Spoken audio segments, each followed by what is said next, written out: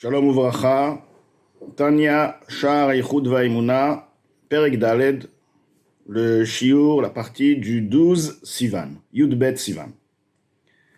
Ki hinektiv, car voici il est écrit dans le Teilim, Ki shemesh umagen Hashem Elokim, car comme le soleil est son protecteur, ainsi le nom de Hashem, Yudke Vavke, et le nom Elokim. Nous savons très bien qu'il y a le nom Hashem, Yud qui s'écrit Yudke Vavke, parmi les 7 noms. Et il y a aussi Elokim qui représente donc la puissance, qui veut dire textuellement la force.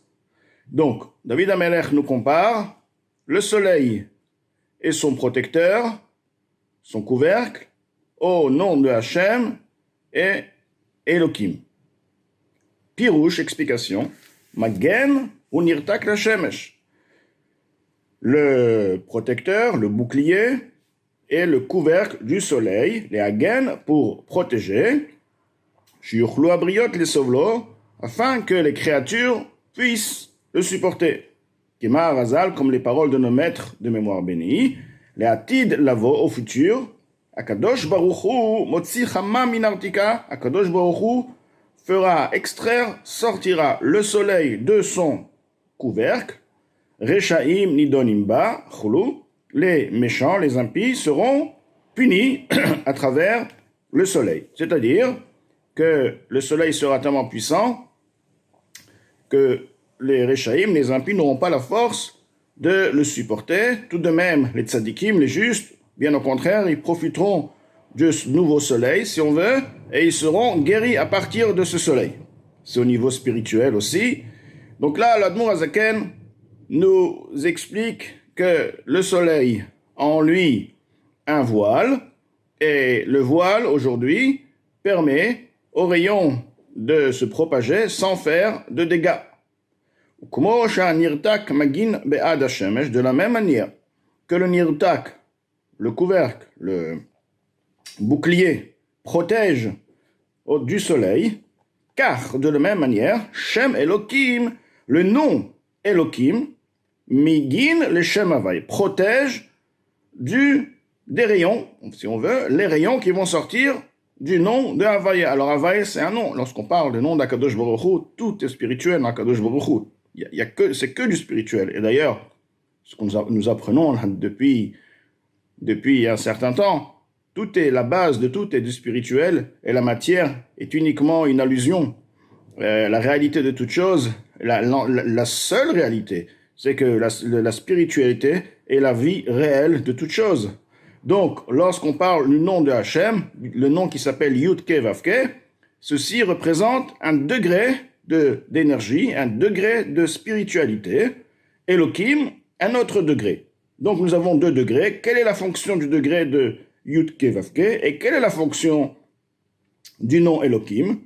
Alors, l'Admour Azaken nous dit, donc, Shem Havaya Baruchu, le Shem Havaya, donc c'est Yudke Vavke, on le dit Havaya, béni il est, de Shem Havaya, le nom Havaya, Pirusho, son explication, quelle est la fonction de cette lumière, et que cette fonction sera expliquée par le nom lui-même, car le nom a un sens aussi.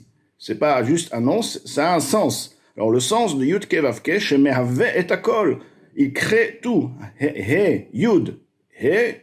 Ensuite il y a Vavke, donc ça fait Hove, le présent, et ça vient aussi du mot Mehave, qui crée, qui fait exister.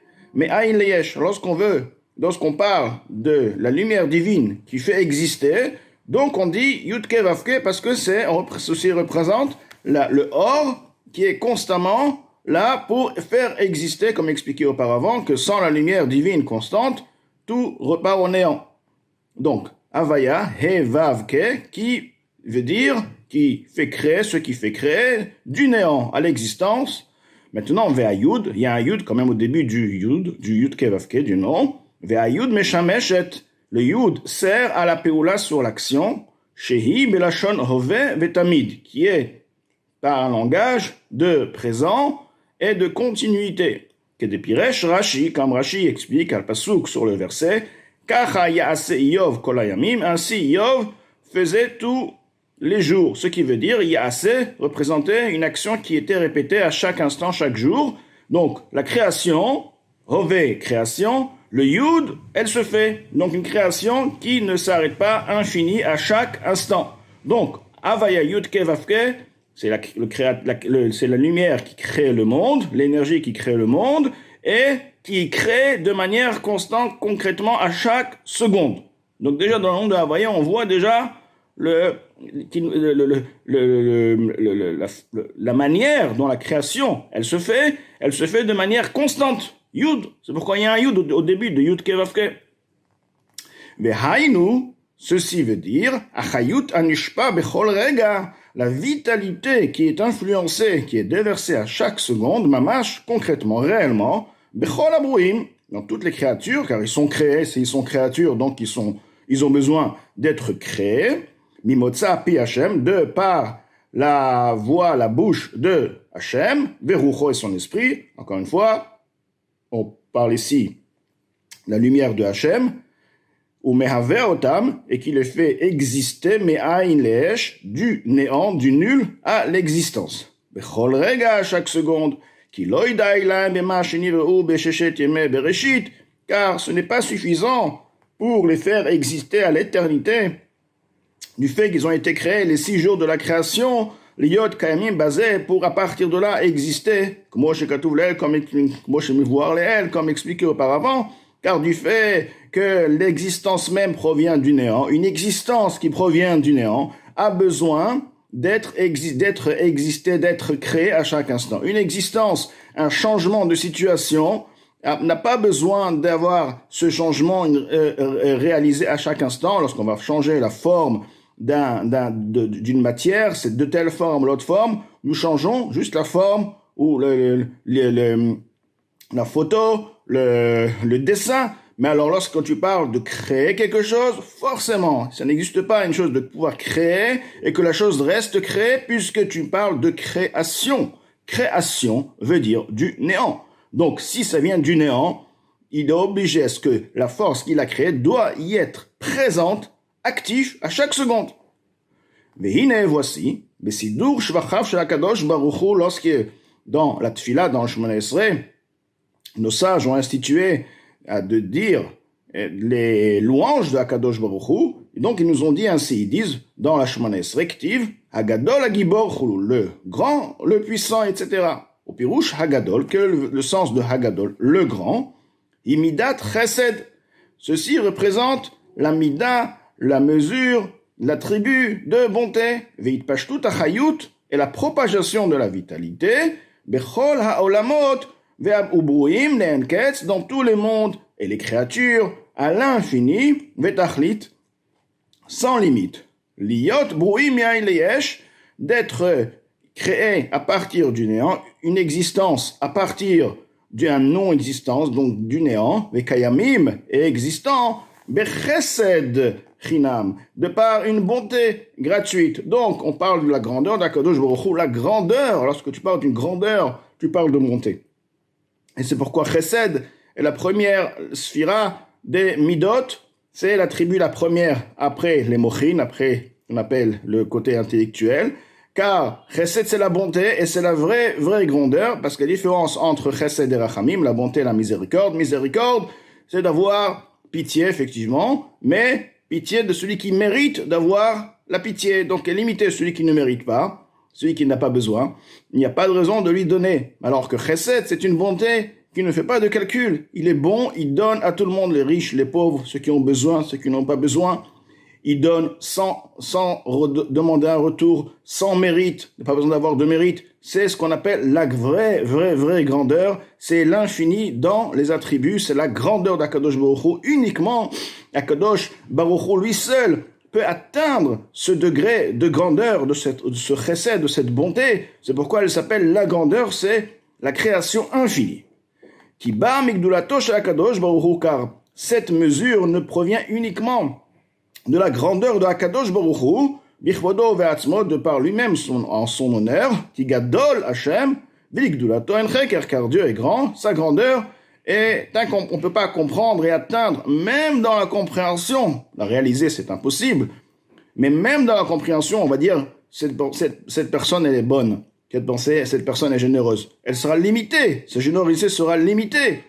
Combien qu'il sera généreux, il sera limité. Mais alors que même par rapport à ses moyens, il sera limité parce que quelque part, il est limité par ses midotes, par ses sentiments. Les sentiments restent combien qu'ils sont puissants, ils restent limités. Alors que la mida, la mesure, on va dire les sentiments suprêmes d'Akadosh Baruch Hu, c'est illimité. Donc c'est une bonté, une mida de chesed illimitée. Et ceci ne peut avoir lieu que par Akadosh Baruch Hu, par la mida même d'Akadosh Baruch Hu. Mais la reine, Mashpia Gamken, c'est pourquoi il influence également Chayut veitavut, une vitalité, une création, me'aï leyesh, du néant à l'existence. Et justement, la plus grande bonté, c'est qu'il y ait une situation de néant. Et à partir du néant, il y a une existence, de vouloir, d'accepter, de faire une existence. Akadosh Baruch Hu n'a besoin de rien du tout. Bien que l'existence ne change en rien par rapport à Akadosh Baruch Hu, tout de même, de vouloir déjà ce concept, de faire une existence qui provient du néant, ça c'est déjà une bonté qui est incompréhensible, qui dépasse même la compréhension d'une telle bonté, et une création infinie, bien sûr, comme cité auparavant, et ceci, la olamot, ubruim, enketz, et ceci pour les mondes et pour les créations qui sont dans les mondes, et ceci aussi à l'infini, pour comment on peut arriver, comment Hachem arrive à cette bonté-là, c'est ce qu'on appelle la grandeur d'Akadosh Baruch Hu, chez Teva, Hatov, Le'etiv, car la nature du bon est de faire du bien. Donc, le vrai bon, celui qui est bon réellement, c'est Akadosh Baruch Hu, et du fait qu'il est bon dans sa nature, la nature du bon est de faire du bien sans cesse. Donc là, l'Admour Azaken nous a expliqué que la création qui se crée à chaque instant provient, est représentée dans le Yud. Hové, c'est la création. Yud, c'est une création constante. Et par la suite, il nous explique que la bonté d'Akadosh Baruch Hu, déjà, c'est quoi? C'est le chesed, c'est cette volonté et cette création concrète du néant à l'existant, à l'infini et pour tout le monde.